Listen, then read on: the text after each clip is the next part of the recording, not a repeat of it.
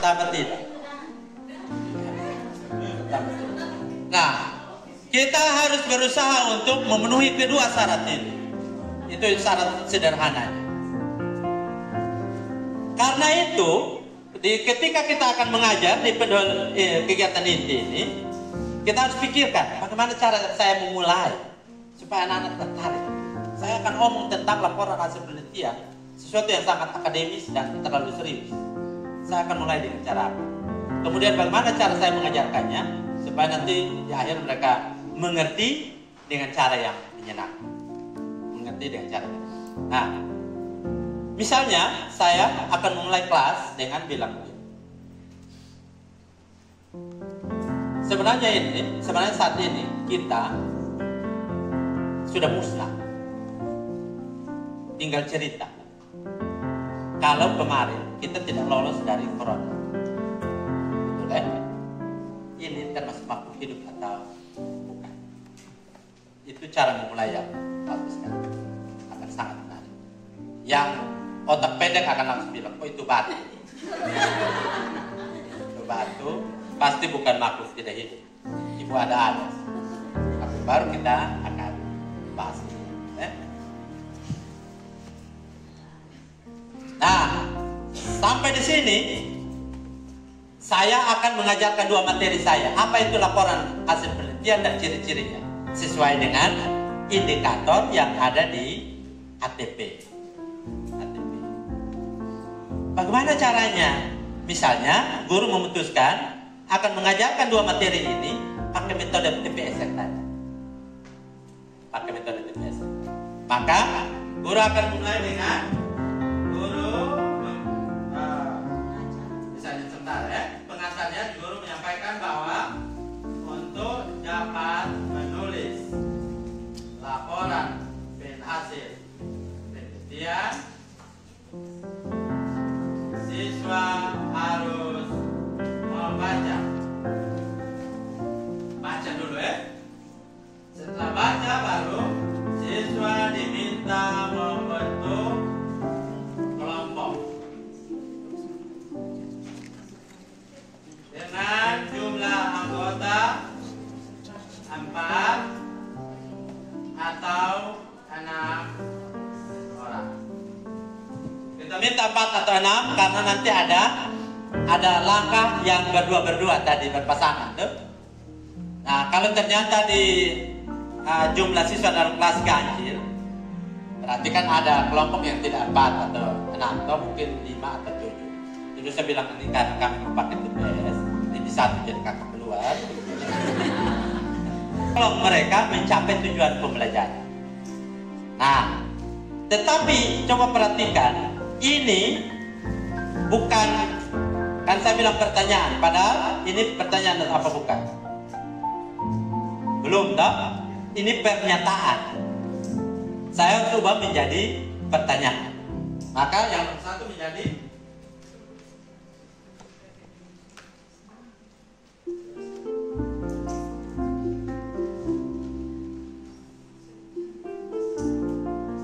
definisi laporan hasil penelitian. Oke. Kemudian yang kedua, uraikanlah ciri-ciri laporan. Nah, ini sama saja dengan saya sedang bagi LKS kan? Ya. Sampai di sini saya ingin bilang, tolong kalau mau pakai LKS, lihat apakah pertanyaan yang di LKS menjawab indikator atau tidak. Karena di kabupaten lain, mereka membeli LKS dari toko, tidak peduli apa pertanyaannya, yang penting ada LKS. Begitu anak-anak selesai mengerjakan LKS, tidak sesuai dengan indikator, maka tujuannya tidak tercapai. Jadi pastikan pertanyaan yang ada di sini sesuai dengan indikator. Selesai langkah ini. Nah, guru meminta siswa menjawab pertanyaan berikut secara individu. Ini berarti di tahap T kan? Ting, kan TPS tadi ya? Tahap T. Kemudian langkah berikutnya tahap apa? P, berpasangan. Berarti misalnya siswa diminta mendiskusikan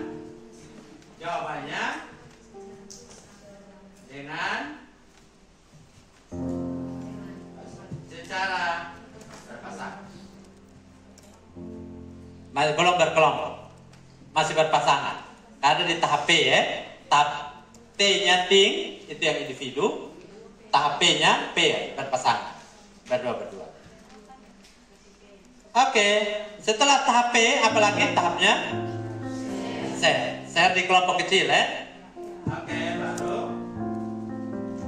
guru meminta siswa berdiskusi kelompok untuk menetapkan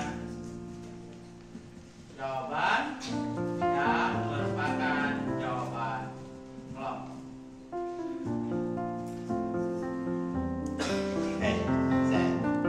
Di kelompok selesai baru klasikal, tak? Share-nya ada dua, share yang di kelompok kecil, sharing di kelompok kecil, dan sharing yang secara klasikal.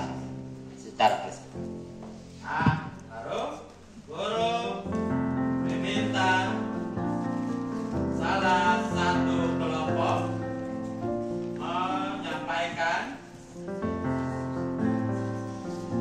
hasil diskusinya, sampaikan jawaban pertanyaan nomor 1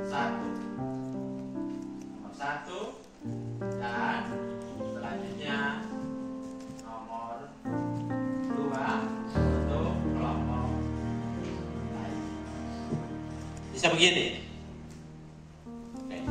Ini kalau kita memilih pakai versi presentasi ya, jadi maju ke depan. Tapi kalau mau versi lain bisa begini. Di langkah yang sebelumnya ini menetapkan jawaban kelompok, kita bisa tambahkan begini, dalam bentuk poem atau lagu atau puisi atau TikTok atau bermain keras. Yang ini untuk menolong kita menunjukkan pembelajaran berreferensiasi yang produktif dari sisi produk. Jadi dia diskusi kelompok, kemudian tapi tampilkannya dalam macam-macam. Nah, ini berarti berdiferensiasi di produk ya. Ini saya buang ya.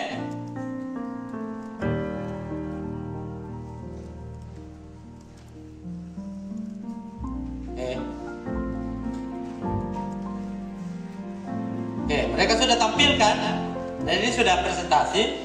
Baru selesai. Kita mau pakai metode apapun, TPS sudah selesai ya. Mau pakai metode apapun, di akhir guru harus memberikan penguatan. Maka di langkah berikut guru memberikan. Oke. Setelah memberikan penguatan, baru misalnya siswa diberi kesempatan untuk saya tidak bilang bertanya, karena bisa terjadi dia tidak bertanya. Dia hanya menguatkan atau hanya pengen tambahkan sesuatu seperti itu. Jadi saya bilang selesailah sudah kegiatan itu. Baru kita ke kegiatan penutup. Di kegiatan bilang apa simpulan kita hari ini?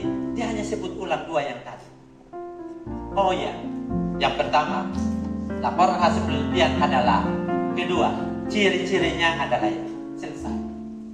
Kalau tidak berakhir dengan kakak yang bikin simpulan, daripada terlalu lama, ini simpulan bodoh tulis sudah.